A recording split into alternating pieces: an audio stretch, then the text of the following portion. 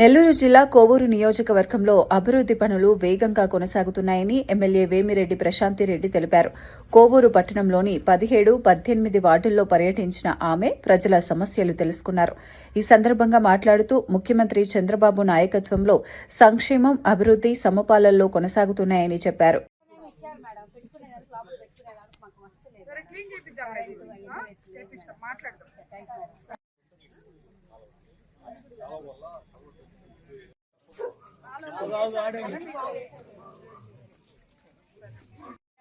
నేను కొంచెం పెడితే మీరు కొంచెం అందరం ఏంటది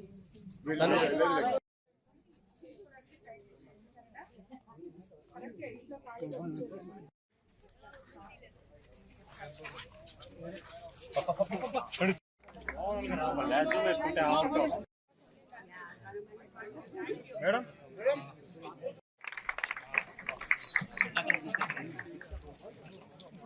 అందరికీ నమస్కారం. ఈరోజు ముందుగా మన జాతీయ పంచాయతీరాజ్ దినోత్సవ శుభాకాంక్షలు తెలుపుకుంటున్నాము. ఈరోజు ఇక్కడ కోవూరు కాన్స్టిట్యున్సీలో కోవూరు మండలంలోని కోవూరు హెడ్ క్వార్టర్స్ లో 17, 18 వార్డులలో పర్యటించడం జరిగింది. ఇక్కడ మనం ఇక్కడికి వచ్చినప్పటి నుంచి మొత్తం అందరినీ ఇక్కడ స్థానిక నాయకులు అలాగే స్థానిక ప్రజలతో కలిసి ఇక్కడ ఎటువంటి ఇబ్బందులైనా వాళ్ళకు ఉన్నాయేమో కనుక్కోవడం జరిగింది. కానీ ఇక్కడ చిన్న ఎండాకాలం కాబట్టి జల్ జీవన్ పనులు జరుగుతున్నాయి కాబట్టి మనకి కొన్ని దగ్గరలో దానివల్ల కొన్ని దగ్గరలో చిన్నగా నీళ్లు వస్తున్నాయి. అవి ఒక 3 రోజుల్లో రెక్టిఫై చేస్తామని ఇక్కడ కొత్తూరు హరిజనవాడలో కూడా మనం తెలియజేసుకోవడం జరిగింది. అలాగే ఎక్కడ కాలువలు ఎప్పుడో 20 సంవత్సరాల క్రితం నుంచి కాలువలు లేని దగ్గర కాలువలు సుమారు 30-40 సంవత్సరాల నుంచి శ్మశానానికి పోవడానికి వీళ్ళకి హరిజనవాడ వాళ్ళకి దారి లేకుంటే ఆ దారి కూడా మన ప్రభుత్వం అధికారంలోకి వచ్చిన తర్వాత మనం చేసి ఇవ్వడం జరిగిందని వీళ్ళందరూ కూడా స్థానిక నాయకులు అందరూ చాలా సంతోషం వ్యక్తం చేశారు. అలాగే కొన్ని రోడ్లు కూడా ఇక్కడ వేయడం జరిగింది. కరెంటు పోల్స్ లేకుండా చీకటిగా ఉంటే ఈ రోజు మీరంతా చూస్తున్నారు ఏ రోడ్లో దిగినా వెన్నెల్లాగుంది. పెద్ద లైట్లు వేసాం, కరెంటు స్తంభాలు వేపించి కొత్తగా. సో ఈ ఏరియా అంతా కూడా ఇంకా కూడా ముందుకి వీళ్ళకి చిన్న రోడ్లు, లింక్ రోడ్లు, అలాగే కొన్ని డ్రైన్స్ అవన్నీ ఉన్నాయి. అవి కూడా మనం చేసుకుంటాం. మనం అధికారంలోకి వచ్చిన తర్వాత మీకు అందరికీ తెలుసు చంద్రబాబు నాయుడు గారు సంక్షేమము, అభివృద్ధి సమపాలనలో తీసుకెళ్తూ ముందుకెళ్తున్నారు. ఆర్థిక వ్యవస్థలు అస్తవ్యస్తంగా ఉన్నా కూడా దాన్ని సరిదిద్దుకొని 22 నెలల్లోనే ఎన్నో సంక్షేమ కార్యక్రమాలు మనం చేసుకోవడం జరిగింది. అలాగే ఒకవైపు అభివృద్ధి కార్యక్రమాలు చేసుకోవడం జరిగింది. ఈరోజు ఈ రోడ్లు, ఈ కాలువలు, ఈ కోవూరు టౌను ఈ రోజుది కాదు, ఎప్పటి నుంచో ఉంది.